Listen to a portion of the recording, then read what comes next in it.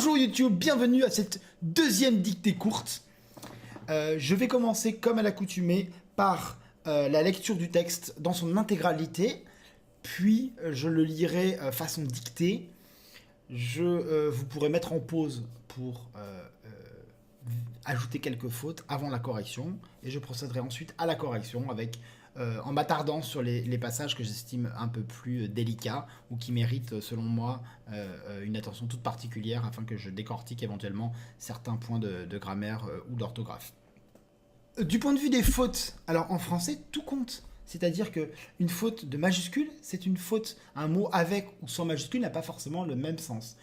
Il en est de même pour les traits d'union, pour les accents, et oui, les majuscules en début de phrase peuvent être accentuées si c'est nécessaire, et l'accent ayant pleine valeur orthographique, ne pas en mettre ou en mettre un à tort est une faute. Il n'y a pas de barème à proprement parler. Vous pouvez vous dire simplement vous faites, à chaque fois que vous avez fait une faute, vous comptez 1, puis à la fin vous additionnez.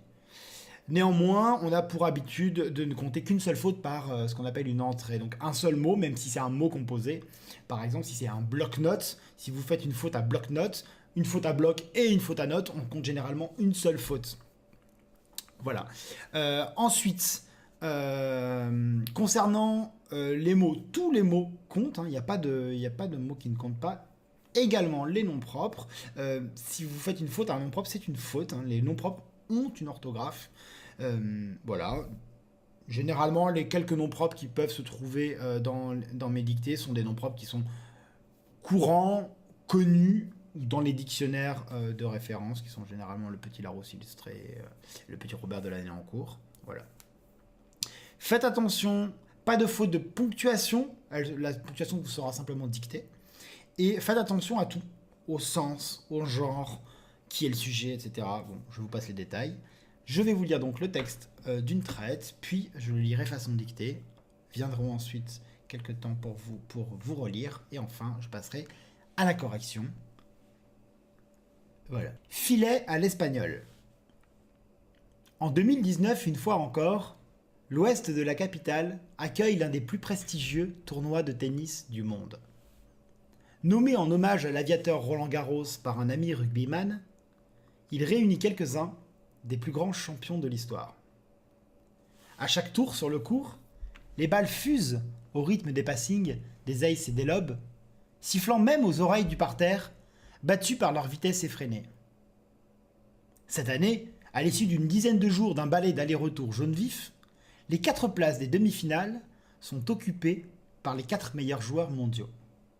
On y retrouve un enfant de la balle né à Bâle, un ancien yougoslave intolérant au gluten, le finaliste d'antan, et enfin, celui auquel les bookmakers attribuent les plus grandes chances de victoire, Raphaël, un gaucher qui secoue son bras d'airain en envoyant ses balles canaries dans les coins. Le doute est néanmoins permis, et ce n'est pas avant dimanche que sera soulevé le saladier d'argent, trophée remis au finaliste du tournoi du Grand Chelem, joué sur terre battue, qui aura mis son concurrent à terre, battu.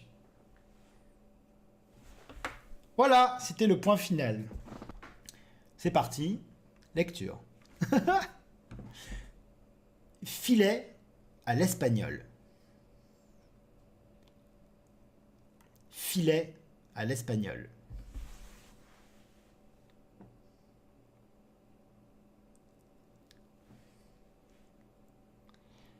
En 2019, une fois encore, virgule. En 2019, une fois encore, virgule. L'ouest de la capitale. L'ouest de la capitale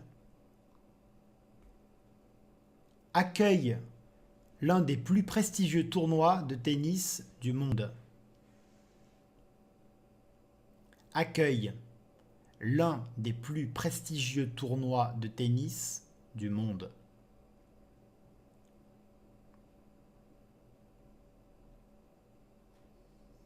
L'un des plus prestigieux tournois de tennis du monde. Point. En 2019, une fois encore, virgule, l'ouest de la capitale accueille l'un des plus prestigieux tournois de tennis du monde. Point. Nommé en hommage à l'aviateur Roland Garros, nommé en hommage à l'aviateur Roland Garros,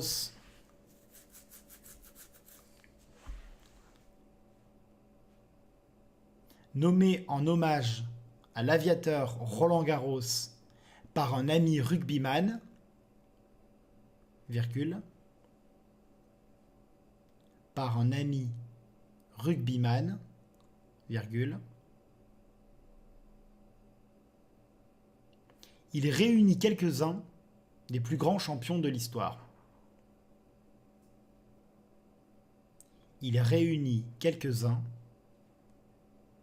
des plus grands champions de l'histoire.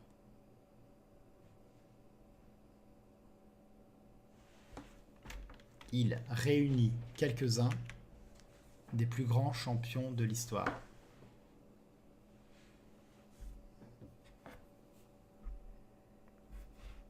Je répète la phrase. Nommé en hommage à l'aviateur Roland Garros par un ami rugbyman, virgule, il réunit quelques-uns des plus grands champions de l'histoire. Point. À chaque tour sur le court,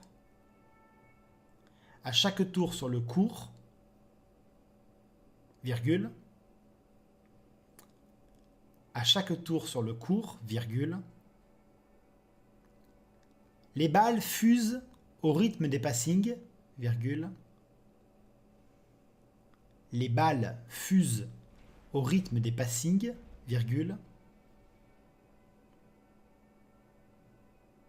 des aces et des lobes, virgule, des aces et des lobes, virgule,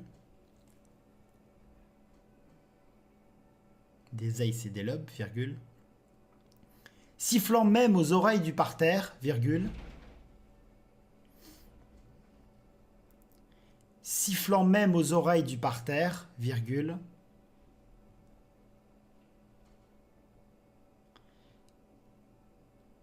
sifflant même aux oreilles du parterre, virgule, battus par leur vitesse effrénée.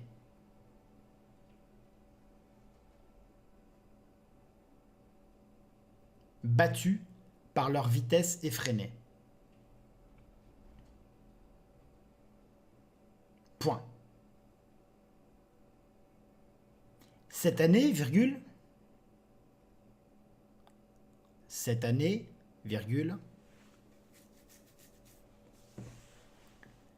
à l'issue d'une dizaine de jours,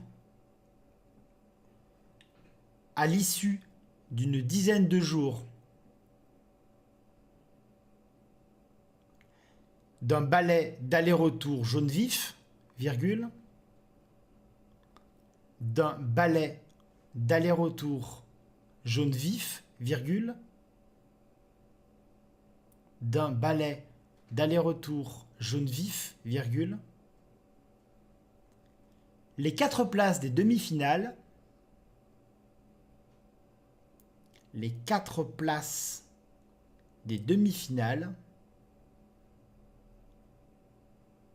sont occupées par les 4 meilleurs joueurs mondiaux.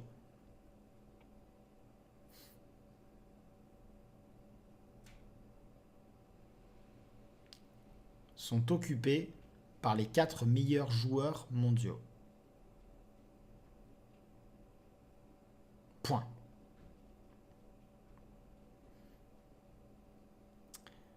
On y retrouve un enfant de la balle né à Bâle. On y retrouve un enfant de la balle né à Bâle, virgule. On y retrouve un enfant de la balle né à Bâle, virgule.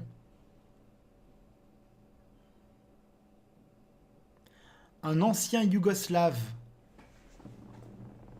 intolérant au gluten. Un ancien Yougoslave intolérant au gluten, virgule. Le finaliste d'antan, et enfin, le finaliste d'antan Et enfin, celui auquel les bookmakers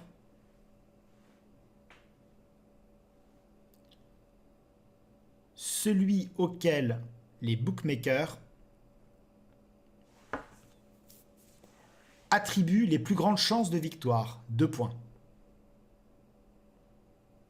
Et enfin, celui auquel les bookmakers attribuent les plus grandes chances de victoire. 2 points.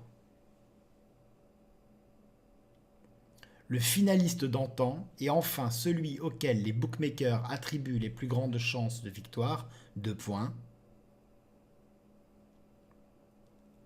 Raphaël, virgule,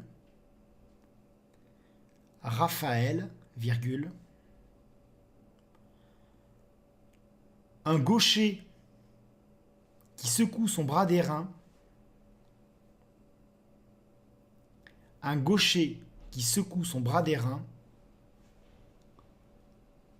en envoyant ses balles canaries,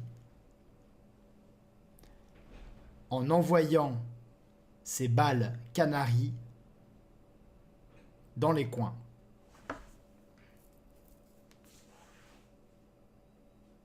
Un gaucher qui secoue son bras d'airain en envoyant ses balles canaries dans les coins. Point.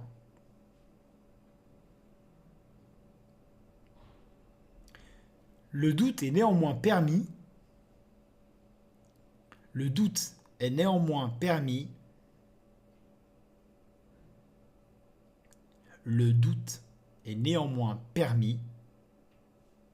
Et ce n'est pas avant dimanche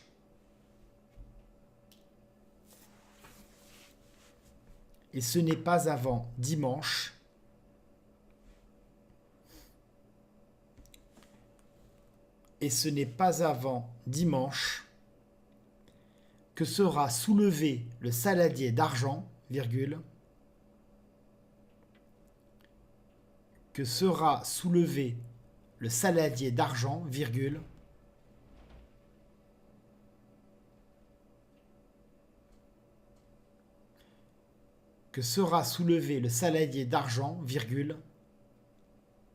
trophée remis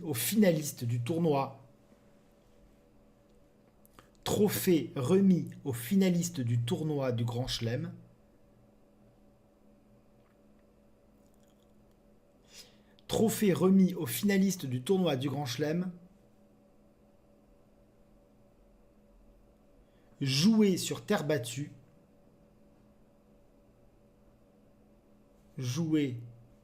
battue,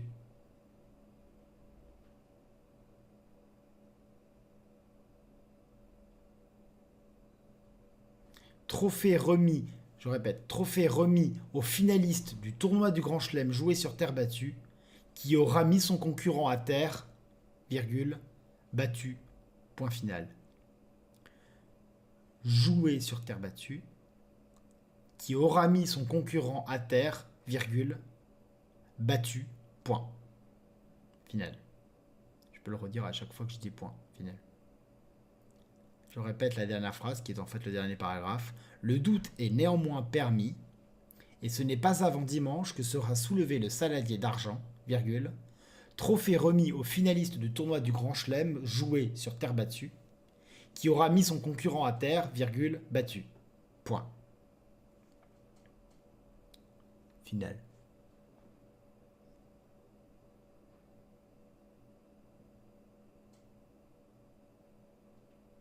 Voilà, c'est fini, filet à l'espagnol.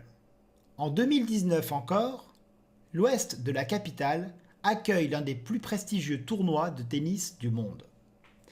Nommé en hommage à l'aviateur Roland Garros par un ami rugbyman, il réunit quelques-uns des plus grands champions de l'histoire. À chaque tour sur le court, les balles fusent au rythme des passings, des aces et des lobes, sifflant même aux oreilles du parterre, battus par leur vitesse effrénée. Cette année, à l'issue d'une dizaine de jours d'un ballet d'aller-retour jaune vif, les 4 places des demi-finales sont occupées par les 4 meilleurs joueurs mondiaux. On y retrouve un enfant de la balle né à Bâle, un ancien Yougoslave intolérant au gluten, le finaliste d'antan et enfin, je reprends, pour le ton c'est un peu mieux, on y retrouve un enfant de la balle né à Bâle, un ancien Yougoslave intolérant au gluten, le finaliste d'antan et enfin celui auquel les bookmakers attribuent les plus grandes chances de victoire, Raphaël, un gaucher qui secoue son bras d'airain en envoyant ses balles canaries dans les coins. Le doute est néanmoins permis, et ce n'est pas avant dimanche que sera soulevé le saladier d'argent, trophée remis au finaliste du tournoi du Grand Chelem, joué sur terre battue, qui aura mis son concurrent à terre, battu. Sur Twitch, sur YouTube, tu peux faire pause. C'est parti pour la correction YouTube. Alors, le titre, je suis désolé. Mais ça m'est venu et c'était trop beau pour pas le mettre. Filet à l'espagnol. Ça parle de tennis. Donc c'est pas filet à l'anglaise, le verbe. C'est le filet du tennis. Donc c'est F-I-L-E-T.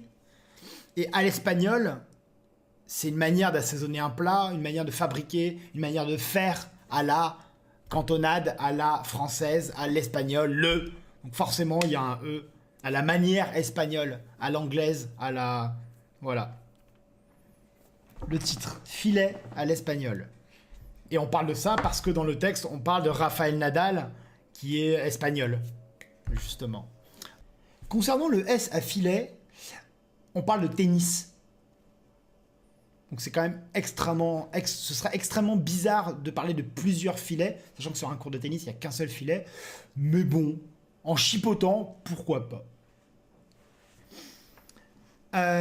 On y va donc. Alors, attendez, je me mets ça ici, comme ça. Voilà. Attention.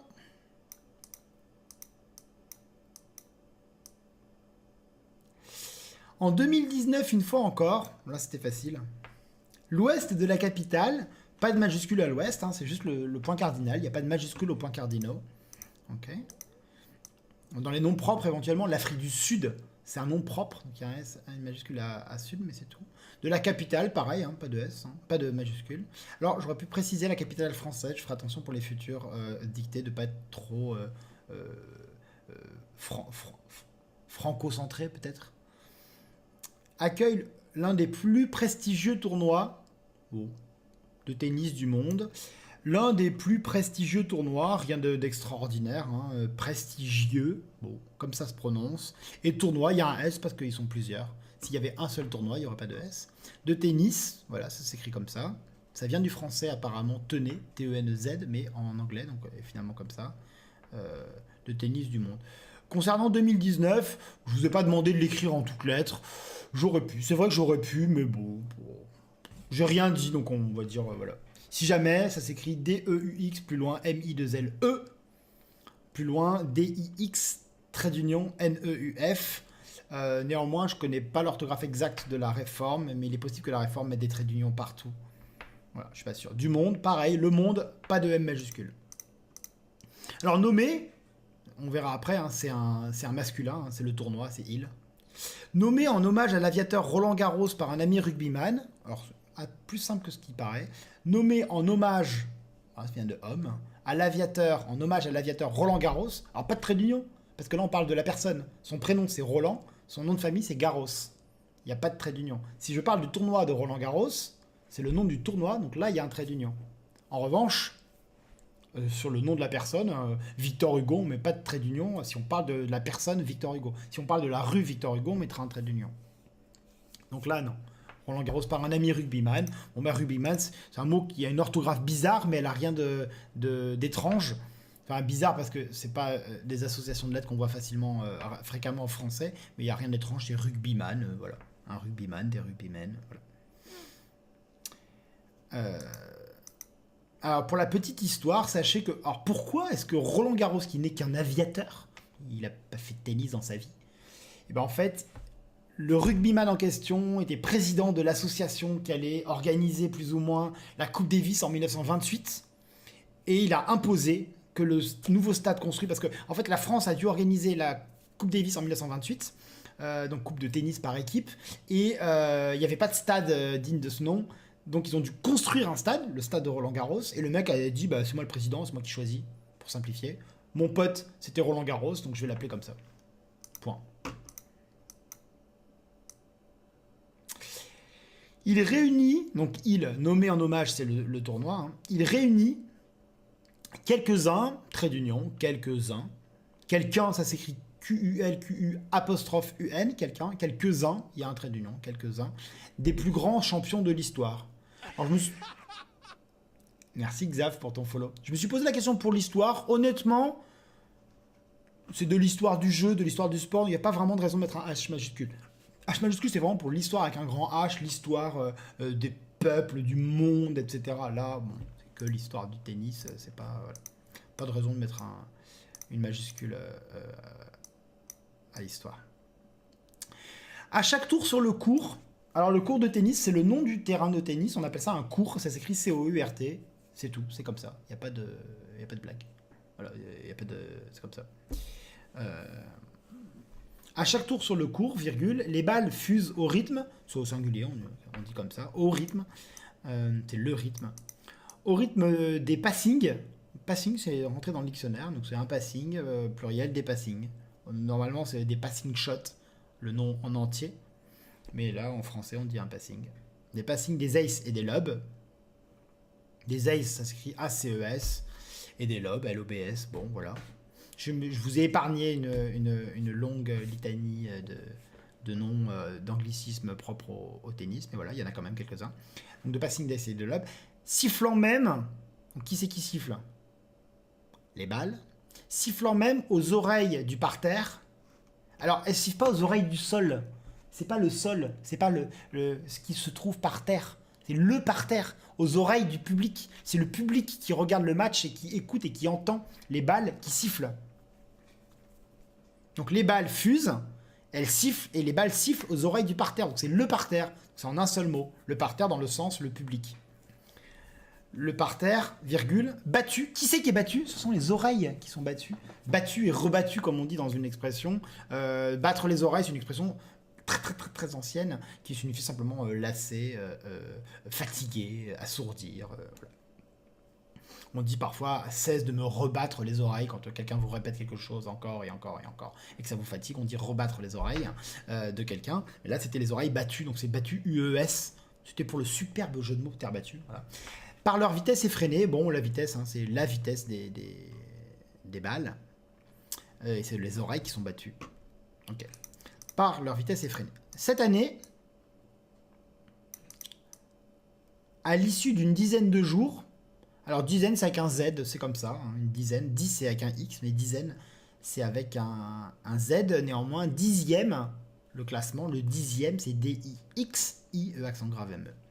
À l'issue d'une dizaine de jours d'un ballet, c'est un ballet parce qu'en fait c'est les balles qui vont à droite, à gauche, c'est un ballet, donc c'est comme une danse, donc c'est B-A-2-L-E-T, c'est pas un ballet pour balayer, c'est un ballet d'aller-retour, un aller-retour, c'est un aller et un retour, c'est un mot qui s'écrit avec un trait d'union, A-2-L-E-R, trait d'union R-E-T-O-U-R, et comme c'est composé de deux noms communs, la règle normale c'est de mettre, quand on est au pluriel, deux S, un S à aller et un S à retour. Aller n'est pas un verbe dans ce sens-là, c'est le nom commun, un aller.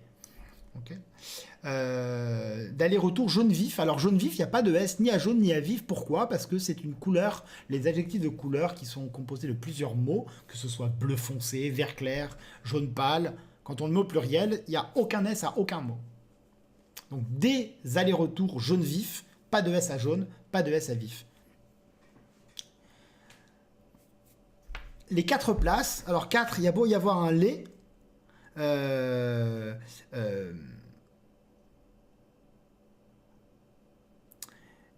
n'y a pas de S à 4, pardon, il n'y a pas de S à 4, c'est comme ça, hein. Les 5 places, il n'y a pas de S à 5, les 9 places, il n'y a pas de S à 9, les adjectifs qu'on appelle numéros cardinaux, c'est-à-dire qui indiquent un nombre et non pas par différence avec les numéros ordinaux comme deuxième, second, troisième. Ceux-là les cardinaux donc ne prennent pas de S, c'est comme ça. Les 4, il n'y a pas de S. Les 4 places des demi-finales, alors une demi-finale ça s'écrit comme ça et des demi-finales ça s'écrit comme ça. Le demi, quand il est utilisé en préfixe un petit peu avec un trait d'union d'un nom commun, une demi-heure, une demi-place, une demi-finale, une demi-bouteille, c'est invariable. D'accord? Sachez que dans d'autres circonstances, quand on dit par exemple 1h30, on met un E à demi. Ça s'accorde juste en genre, parce qu'on estime que c'est 3h30 et la moitié d'une heure et la demi d'une heure. Voilà. Les 4 places des demi-finales sont occupées par les 4 meilleurs joueurs mondiaux. Bon.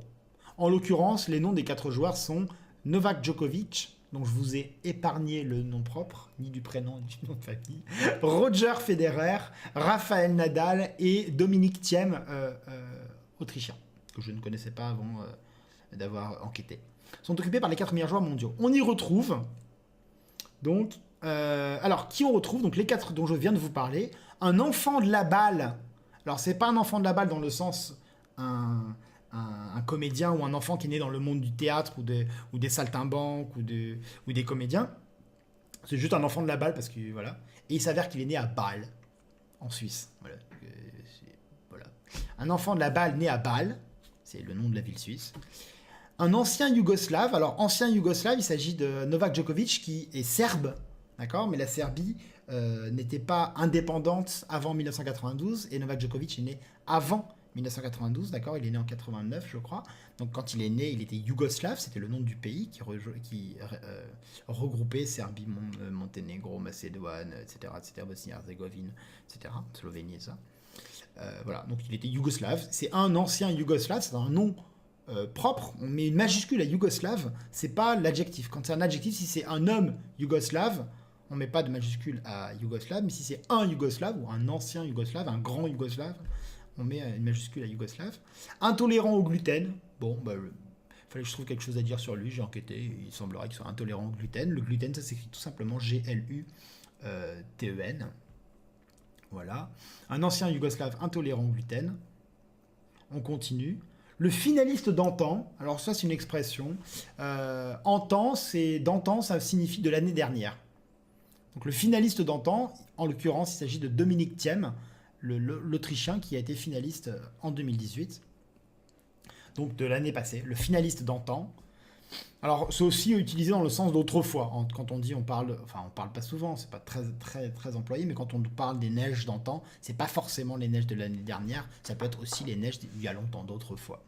Mais là en l'occurrence c'était au sens un peu plus strict de l'année passée. Le finaliste d'antan. Et enfin, celui auquel les bookmakers attribuent, donc les bookmakers, ça s'écrit en un seul mot, tout collé, ça s'est agglutiné, hein, c'est un mot qui est employé en français depuis très longtemps.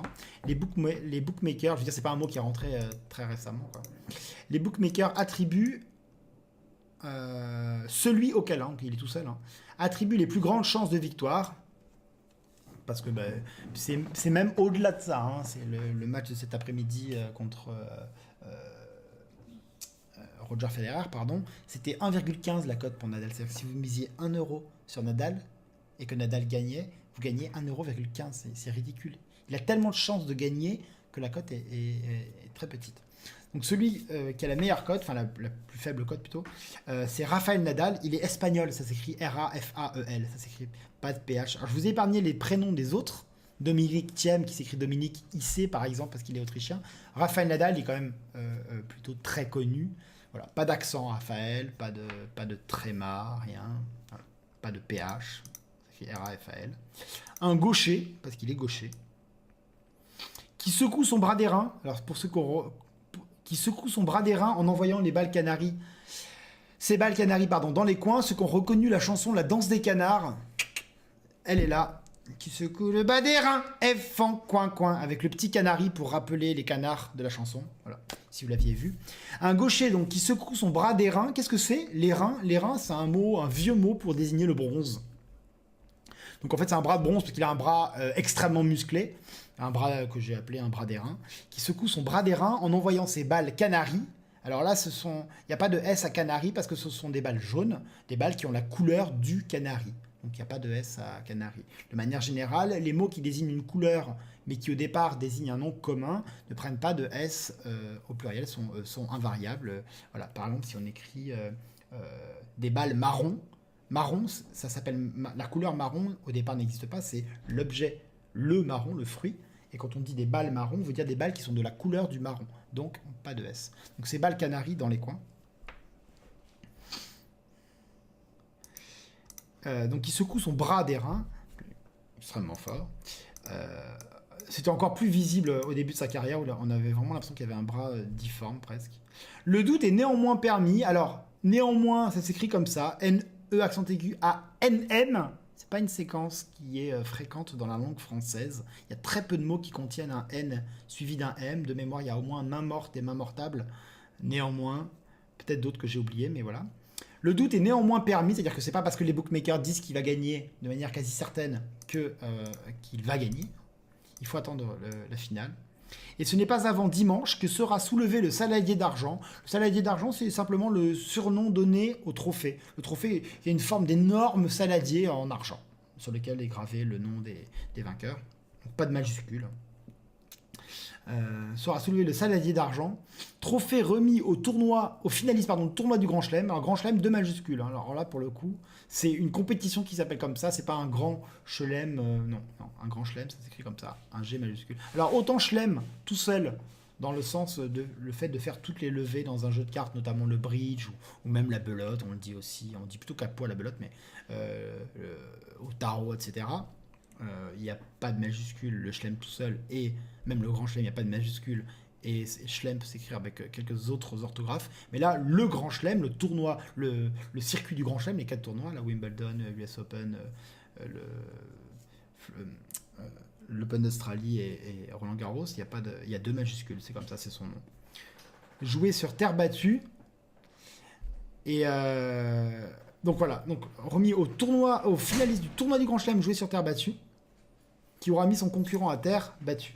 Donc c'est le seul tournoi du Grand Chelem, il n'y en a que 4, qui est joué sur terre battue, qui aura mis son concurrent. Alors un concurrent, il y a 2 R, d'accord, c'est comme ça. Concurrent, récurrent, etc. Occurrence sur Google par exemple, il y a 2 R. Qui aura mis son concurrent à terre, virgule, battu, c'est le concurrent qui est battu. Voyez ? Voilà, c'est le concurrent qui est battu, donc il n'y a pas de raison de mettre un E, c'est pas de la terre battue là, on parle plus de ça, on parle du concurrent qui est à terre et qui est battu.